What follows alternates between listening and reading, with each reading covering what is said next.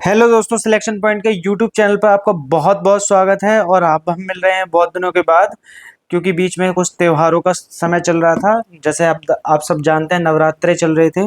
ठीक है, उस बीच में काफ़ी काम हम लोगों के पास था, तो फिर हम लोग उसमें ज़्यादा इन्वॉल्व थे, तो वीडियो बना नहीं पाए। लेकिन मैं इस वीडियो को उस वहीं से जोड़ना चाहता हूँ जहाँ पे हमने खत्म किया था। हम ऋग्वेद पढ़ रहे थे। ठीक है, हम ऋग्वैदिक काल में थे और ऋग्वैदिक काल में हम ऋग्वेद तक पहुँच गए थे। ठीक है, तो अब वहीं से फिर से एक बार शुरू करते हैं और आशा करते हैं कि आप लोग अपना प्यार हम पर बनाए रखेंगे। ठीक है, और आज के बाद आपको रेगुलर वीडियोस मिलते रहेंगे। ठीक है, आज हम शुरू करने जा रहे हैं ऋग्वेद को। तो देखते हैं ऋग्वेद में हमने कहाँ तक पढ़ लिया था। ऋग्वेद में हमने काफ़ी चीज़ें जान ली थी। ठीक है, अब हमें ऋग्वेद जो पढ़ना है वो यहाँ से पढ़ना है। ठीक है, जो आपके सामने अभी स्क्रीन पर दिख रहा है। ठीक है, तो देखिए ऋग्वेद में चौथे मंडल के 3 मंत्रों की रचना जो है 3 राजाओं ने की है। ठीक है, और इन राजाओं के जो नाम हैं वो है त्रास दस्यु और अजमीर और पुरमीर। ठीक है, और जो 9वां मंडल है वो सोम को समर्पित है।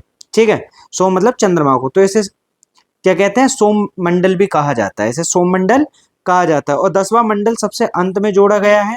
अतः इसी के एक भाग पुरुष सूक्त में चतुर वर्ण की व्यवस्था की स्थापना की सूचना भी मिलती है। मतलब जो वर्ण व्यवस्था हमें ऋग्वैदिक काल से देखने को मिलती है, उसकी जो सूचना है वो हमें इसके 10वें मंडल के इसी में जो एक पुरुष सूक्त है, इसी के एक भाग में वहां से प्राप्त होती है। ठीक है, इसी मंडल में देवी सूक्त का उल्लेख है, जिसमें वाक्य शक्ति की उपासना की गई है। किसकी उपासना की गई है? वाक शक्ति की उपासना की गई है। और ऋग्वेद के ब्राह्मण ग्रंथ ऐतरेय और कौपितकीय हैं। मतलब कौन कौन से हैं? एक तो ऐतरेय है और एक कौन सा है? कौपितकीय है। ठीक है, और आयुर्वेद को क्या कहा जाता है? ऋग्वेद का उपवेद कहा जाता है। ठीक है, तो आयुर्वेद को ऋग्वेद का क्या कहा जाता है? उपवेद कहा जाता है। ठीक है, ऋग्वेद की सर्वाधिक पवित्र नदी जो है वो कौन सी है? वो सरस्वती है। कौन सी है? वो सरस्वती नदी है। ठीक है, इसे नदी तमा कहते हैं, मतलब नदियों में श्रेष्ठ। ठीक है, नदी तमा का मतलब क्या हुआ? नदियों में श्रेष्ठ कहा गया है। और ऋग्वेद में यमुना का जो उल्लेख है वो लगभग 3 बार देखने को मिलता है।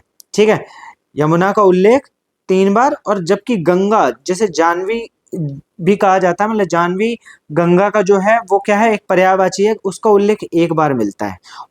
और कहाँ पे मिलता है? 10वें मंडल में मिलता है। ठीक है, और एक सेंटेंस जो है जो ऋग्वेद से लिया गया है वो है अस्तो माँ सदगमय। ठीक है, क्या? अस्तो माँ सदगमय जो सेंटेंस लिया गया है वो कहाँ से लिया गया है? वो हमारा ऋग्वेद से लिया गया है। आइए देखते हैं कुछ वेद और उनके ब्राह्मण और उनके सूक्त, उनके उपनिषद, अरण्यक और अद्यता। ठीक है, अद्यता मतलब उस वेद को पढ़ने वाले को हम क्या कहते हैं। ठीक है, और उसके उपवेद क्या है, उन सब के बारे में थोड़ी जानकारी ले लेते हैं। जैसे पहला वेद है हमारे सामने ऋग्वेद। ठीक है, इसका ब्राह्मण है कौशितकी। ठीक है, या ऐतरेय। ठीक है, और इसमें जो है 1028 मंडल हैं। कितने हैं? 1028 मंडल हैं, मतलब मंत्र हैं, सॉरी, 1028 मंत्र हैं। और इसका जो उपनिषद है वो है कौशितकी है और ऐतरेय है। ठीक है, इसका अरण्यक जो है वो भी क्या है? ऐतरेय है और कौशितकी है। ठीक है, इसका अध्येता जो करता है, मतलब जो इसको पढ़ता है, उसे हम होत्र कहते हैं। क्या कहते हैं? होत्र कहते हैं। और इसका ऋग्वेद का जो उपवेद है वो क्या है? आयुर्वेद है। ठीक है, जो किसने लिखा है? प्रजापति ने। ठीक है, उसके बाद वही बात कर लें तो यजुर्वेद की, तो इसका जो ब्राह्मण है वो है तैत्तिरीय या शतपथ। ठीक है, शतपथ इसका ब्राह्मण है। ठीक है, इसके बाद इसमें जो है, इसमें मंत्र नहीं है। ठीक है, इसमें मंत्र नहीं है। और इसका जो उपनिषद है वो भी तैत्तिरीय और कठी है। ठीक है, इसका अरण्यक तैत्तिरीय और बृहदारण्य है। कौन सा है? बृहदारण्य। ठीक है, बृहदारण्य है। और इसका जो अध्येता है उसको हम उद्रवर्यु कहते हैं। क्या कहते हैं? अद्रवर्यु। ठीक है, क्या कहते हैं? अद्रवर्यु। और धनुर्वेद जो है वो इसका उपवेद है। ठीक है, अब इसी के साथ इसके कुछ जो उपनिषद थे वो और भी हैं, जैसे श्वेताश्वर, ईश और बृहद बृहदारण्यक और मैत्रायणी। ठीक है, ये सब क्या थे? ये सब इसके उपनिषद थे। ठीक है, आगे बढ़ते हैं, सामवेद के बारे में बात कर लेते हैं। तो सामवेद में जो ब्राह्मण है, ठीक है, वो कौन सा है, वो है पंचविश, इसे तांड ब्राह्मण भी कहा जाता है। ठीक है, इसमें टोटल मिलाकर के 1875 सूत्र हैं, मतलब मंत्र हैं, 1875 मंत्र हैं। और इसका अगर हम उपनिषद देखें, ठीक है, तो इसका उपनिषद केन और छंदोग्य है। ठीक है, और उसके बाद अगर हम इसका अरण्यक देखें तो वो होता है जैमिनीय और छांदोग्य। ठीक है, और गाने वाले को उपगाता कहते हैं, और जो इसका उपवेद है वो है गंधर्व वेद। ठीक है, ऐसी बात कर लेते हैं अथर्ववेद की। इसका ब्राह्मण गोपद होता है। ठीक है, इसमें कुल मिलाकर के 6000 मंत्र हैं। और मांडूक्य क्या है, इसका उपनिषद है। ठीक है, प्रश्न और प्रश्न मुंडुक, ये भी क्या है, इसका उपनिषद है। और इसका जो अरण्यक है वो कुछ भी नहीं है। ठीक है, इसका अरण्यक नहीं है। और इसके गाने वाले को हम ब्रह्म कहते हैं। और शिल्प वेद क्या है, इसका वेद है। क्या है, शिल्प वेद इसका वेद है। वहीं अगर बात की जाए तो इराक में मिले लगभग 1600 ईसा पूर्व के कासाइट अभिलेखों में तथा सीरिया में मित्तन्नी अभिलेखों में आर्य नामों का उल्लेख हमें मिल जाता है। मतलब यहाँ से आर्यों की जो आने की जो सिलसिला था, आर्यों के आने का सिलसिला वो शुरू हो जाता है। ठीक है, भारत में आर्य भाषा भाषियों का आगमन लगभग 1500 ईसा पूर्व से कुछ समय पहले से माना जाता है। ठीक है, अब बात कर लेते हैं ऋग्वैदिक कुछ नदियां थी उस टाइम पे। ठीक है, जिनके कुछ आधुनिक नाम हैं, जैसे वितस्ता, ठीक है, इसका नाम है झेलम। बिपाशा, व्यास नदी कहते हैं इसको अभी। ठीक है, परुषणी, उसको रावी कहते हैं। ठीक है, वहीं अगर द्वती है और द्वती है, ठीक है, तो उसको घग्गर या चौतांग नदी कहते हैं। ठीक है, कुब्र नदी को कुर्रम कहते हैं, कुभा को काबुल कहते हैं, और सदा नीरा को गंडक नदी कहते हैं। क्या कहते हैं, गंडक नदी कहते हैं। और अस्कनी जो नदी है उसका जो आधुनिक नाम है वो है चिनाब। और शतुद्री जो है उसे सतलज कहते हैं।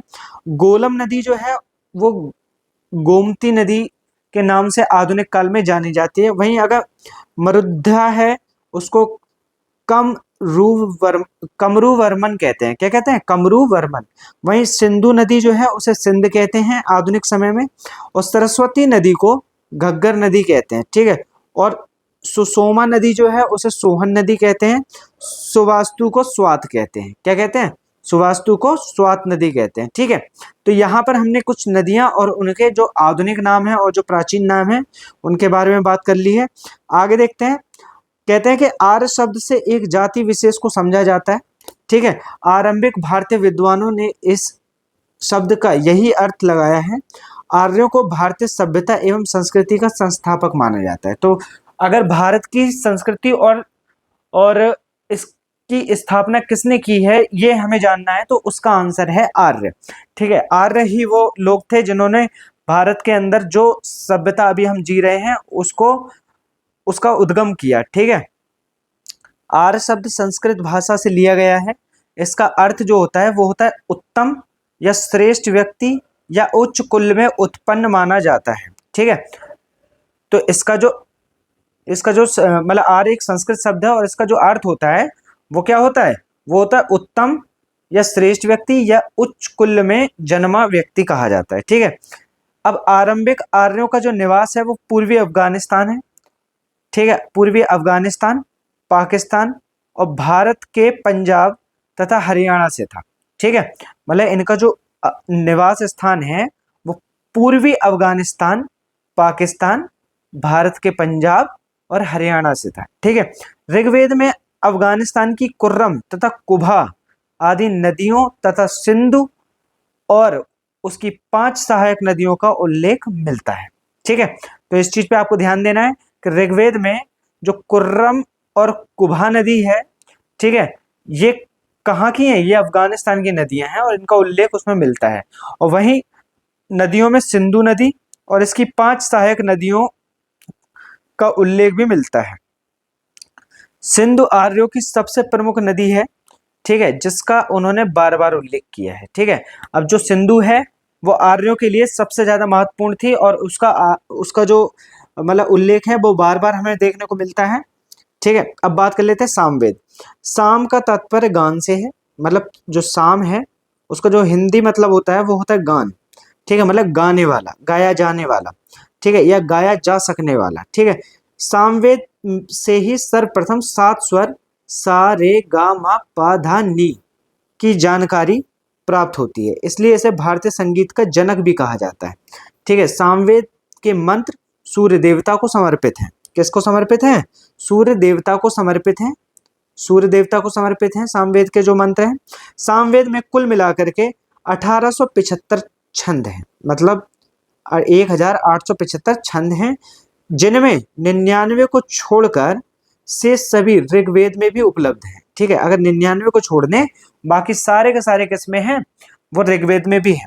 ठीक है, कौमुदीय, ठीक है, और रामायणीय और जैमिनीय सामदेव की 3 मुख्य शाखाएं हैं। तो सामदेव मतलब जो सामवेद है उसकी कितनी शाखाएं हैं? सामवेद की कुल मिलाकर के 3 शाखाएं हैं। एक कौमुदीय है, ठीक है, एक है रामायणीय और तीसरी जो है वो है जैमिनीय। ठीक है, वहीं अगर सामवेद का ऋत्विक उद्गाता कहलाता है, सामवेद का ऋत्विक उद्गाता कहलाता है, जिसका अर्थ रचनाओं का सस्वर गान करना है। ठीक है, मतलब जो सामवेद है, सामवेद को ऋत्विक उद्गाता भी कहा जाता है, जिसका अर्थ, जिसका कार्य क्या है? रचनाओं को गा करके सुनाना। सामवेद का उपवेद जो है वो गंधर्व वेद है। ठीक है, सामवेद के प्रमुख उपनिषद जो हैं वो है कौन से? छांदोग्य योग्य एवं केन। छांदोग्य योग्य और केन जो है वो सामवेद के क्या है? उपनिषद हैं। तथा मुख्य ब्राह्मण जो है वो कौन सा है? ग्रंथ पंचविश, मतलब तांडव ब्राह्मण है। कौन सा है? तांडव ब्राह्मण। सामवेद का जो मुख्य ब्राह्मण है वो कौन सा है? पंचविश, जिसको हम तांडव ब्राह्मण के नाम से भी जानते हैं। अब यहीं पे बात कर लेते हैं यजुर्वेद की। ठीक है, जो यजुर्वेद है, ठीक है, यजु का अर्थ है यज्ञ से। किससे? यज्ञ से। यजु का अर्थ किससे? यज्ञ से है। इसमें यज्ञ की विधियों का प्रतिपादन किया गया है। इसमें बैज व बलि संबंधी मंत्रों का वर्णन है और यजुर्वेद गद्य तथा पद्य दोनों में लिखा गया है। ठीक है, यजुर्वेद किस में लिखा गया है? गद्य और पद्य दोनों में लिखा गया है। यजुर्वेद का ऋत्विक जो होता है वो होता है अर्धवर्यु। ठीक है, जिसका कार्य क्या होता है? इसका गान करना या पढ़ना होता है। ठीक है, और वेद के मौलिक गद्य को पढ़ना तथा यज्ञ संबंधी कार्य करना था। ठीक है, किसका? इसी का काम था ये, वेद के मौलिक गद्य को पढ़ना तथा यज्ञ संबंधी कार्य करना। ठीक है, वहीं धनुर्वेद को यजुर्वेद का क्या कहते हैं? उपवेद कहते हैं। धनुर्वेद क्या है? इसका एक उपवेद है। क्या है? इसका एक उपवेद है। ठीक है, अब कहते हैं कि यजुर्वेद में सर्वप्रथम राजसूय एवं वाजपेयी यज्ञ का क्या मिलता है? उल्लेख मिलता है। वहीं यजुर्वेद में हाथियों के पालन का उल्लेख मिलता है। और ऋग्वेद, सामवेद तथा यजुर्वेद को वेद त्रयी के नाम से जाना जाता है। ऋग्वेद, सामवेद और यजुर्वेद को वेद त्रयी के नाम से जाना जाता है। अब बात कर लें यजुर्वेद जो होता है, ठीक है, इसके 2 प्रमुख भाग हैं। पहला कृष्ण यजुर्वेद, इसकी 4 शाखाएं हैं। पहली है काठक, फिर कपिस्थल, फिर मैत्रेयी, फिर तैत्तिरीय संहिता। ठीक है, कौन सी? तैत्तिरीय संहिता। ठीक है, और दूसरी जो इसकी शाखा है वो है शुक्ल यजुर्वेद। इसे वाजसेनीय संहिता कहते हैं। क्या कहते हैं? वाजसेनीय संहिता कहते हैं इसे। ठीक है, वहीं अगर अथर्ववेद की बात की जाए तो अथर्ववेद को ब्रह्मवेद भी कहा जाता है, मतलब श्रेष्ठ वेद कहा जाता है, अथवा ऋषि के, और ये किस पे? अथर्व ऋषि के नाम पर इस वेद का नाम अथर्ववेद पड़ा है। ठीक है, और अथर्ववेद का ब्राह्मण जो होता है वो गोपद होता है। इसमें याज्ञिक अनुष्ठानों का वर्णन नहीं है, मतलब इसमें यज्ञ से जुड़ी किसी भी अनुष्ठानों का वर्णन नहीं होता है। अथर्ववेद में 20 अध्याय हैं, जिनमें 731 सूक्त हैं और उनके अंदर, ठीक है, 6000 क्या है? मंत्र हैं। ठीक है, इसमें वशीकरण, जादू टोना, भूत प्रेत, औषधियों से संबंधित मंत्रों का वर्णन किया गया है। ठीक है, वहीं अगर अथर्ववेद में कुरु के राजा परीक्षित का उल्लेख है, जिन्हें मृत्यु लोक का देवता माना जाता है। किसको? परीक्षित को क्या माना जाता है? मृत्यु लोक का देवता बताया गया है। ठीक है, किसमें? अथर्ववेद में। और अथर्ववेद का जो उपवेद है वो कौन सा है? शिल्पवेद है। ठीक है, काशी का प्राचीनतम उल्लेख अथर्ववेद से मिलता है। कहाँ से मिलता है? अथर्ववेद से मिलता है। और अथर्ववेद के मंत्रों का उच्चारण करने वाले पुरोहित को क्या कहा जाता है? चाह कहा जाता है। क्या कहा जाता है? चाह कहा जाता है। अथर्ववेद में सभा व समिति को प्रजापति की दो पुत्रियां कहा गया है। ठीक है, मतलब जो सभा है और समिति है इसको प्रजापति की दो पुत्रियों के नाम से निरूपित किया गया है। अथर्ववेद का एकमात्र ब्राह्मण जो है वो गोपत है। ठीक है, इसके उपनिषदों और में मुंडकोपनिषद, ठीक है, और प्रश्नोपनिषदम तथा मंडकोपनिषदम मुख्य हैं। मतलब ये जो है ये इसके क्या है? उपनिषद हैं। ठीक है, वहीं अगर हम अरण्यक की बात करें तो अरण्यक मूलतः ब्राह्मण ग्रंथों के परिशिष्ट के रूप में पाए जाते हैं। वनों में रचे जाने के कारण ये अरण्यक कहे जाते हैं। ठीक है, मतलब इनकी रचना कहाँ हुई है? वनों में हुई है, इसलिए इनको अरण्यक कहा जाता है। वर्तमान में 7 मुख्य अरण्यक जो है, ठीक है, वो कौन से? ऐत्रेय, तैत्तिरीय और माध्यन्दिनी और संखायन, मैत्रायणी, ठीक है, तलवकार और बृहदारण्यक है। ठीक है, ये सब क्या है? ये सब कुछ प्रसिद्ध अरण्यक हैं। क्या है? प्रसिद्ध अरण्यक हैं, जो कि 7 हैं। ठीक है, वहीं अगर उपनिषद की बात की जाए, ठीक है, यह भारतीय दार्शनिक विचारों का प्राचीनतम संग्रह है। मतलब जो भारत के प्राचीन जो दार्शनिक थे उनके विचारों का संग्रह है। ठीक है, इसमें शुद्धतम ज्ञान पक्ष पर बल दिया गया है। मतलब ज्ञान पर ज्यादा बल दिया गया है इसमें। उपनिषदों को भारतीय दर्शन का स्रोत अथवा पिता माना जाता है। तो उपनिषदों को क्या माना जाता है? भारतीय दर्शन का पिता माना जाता है। ठीक है, उपनिषदों की कुल संख्या कितनी है? 108 है और ये वेदों से संबंधित हैं। सामवेद से संबंधित छांदोग्य उपनिषद में, ठीक है, तत्वमसी का प्रथम उल्लेख मिलता है। किसका? तत्वमसी का प्रथम उल्लेख मिलता है। वहीं बृहदारण्यकोपनिषद में अश्वमेध यज्ञ की क्या है? विवेचना की गई है। वहीं अगर बात की जाए तो कठोपनिषद में यम तथा नचिकेता का संवाद वर्णित है। यमराज ने नचिकेता को अध्यात्म तत्व की शिक्षा दी थी। क्या दी थी? अध्यात्म तत्व की शिक्षा दी थी। ठीक है, किसने दी थी? यमराज ने दी थी। किसको दी थी? नचिकेता को दी थी। भारत का राष्ट्रीय आदर्शवाद वाक्य जो है वो सत्यमेव जयते मुंडकोपनिषद से लिया गया है। ठीक है, ये उसी में उल्लेखित है और वहीं से लिया गया है। राजा की उत्पत्ति सिद्धांत का वर्णन सर्वप्रथम ऐतरेय ब्राह्मण में से मिलता है। किससे? ऐतरेय ब्राह्मण से हमें क्या? राजा की उत्पत्ति और सिद्धांत का वर्णन मिलता है। वहीं अगर हम बात करें आर्य लोग जहां प्रथमतः बसे वह संपूर्ण प्रदेश सप्त सिंधु मतलब 7 नदियों का देश के नाम से प्रसिद्ध हुआ। इसमें अफगानिस्तान का भाग भी सम्मिलित था।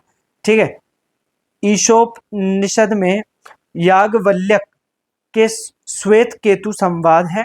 मतलब ईशोपनिषद में याज्ञवल्क्य और श्वेत केतु के बीच में जो संवाद हुआ था उसकी चर्चा है। ठीक है, वहीं अगर मुंडकोपनिषद में शिक्षा के विषयों में वेदांगों को भी शामिल किया गया है। ठीक है, मतलब जो अपना मुंडकोपनिषद है उसमें शिक्षा के विषयों में वेदांगों को भी शामिल किया गया है। ठीक है, तो आज हमारी वीडियो में बस इतना ही था। ठीक है, और कल हम इससे आगे की चीजें लेकर के आएंगे। मतलब जो हमारा ऋग्वैदिक काल था उसमें रहने वाले लोगों का सामाजिक जीवन कैसा था। ठीक है, उन्हें किन किन कठिनाइयों को झेलना पड़ा, किन किन फसलों का उन्होंने उत्पादन किया, ये सब हम कल की वीडियो में जानेंगे। ठीक है, आज की वीडियो के लिए बस इतना ही। ठीक है, आप लोगों से अनुरोध है कि आप लोग अपना प्यार बनाए रखें और हमारी वीडियो को ऐसे ही देखते रहें और शेयर करते रहें और लोगों तक पहुंचाते रहें ताकि उन्हें भी हमारे द्वारा पढ़ाई गई चीज़ें मिलती रहें। ठीक है, अगर आपके कोई भी मतलब कोई भी आपके विचार हैं जो आपको लगता है कि हमें उस पर काम करना चाहिए तो आप उसको कमेंट बॉक्स में एक बार ज़रूर मेंशन करें। ठीक है ना? चलिए ठीक है, रखते हैं आप।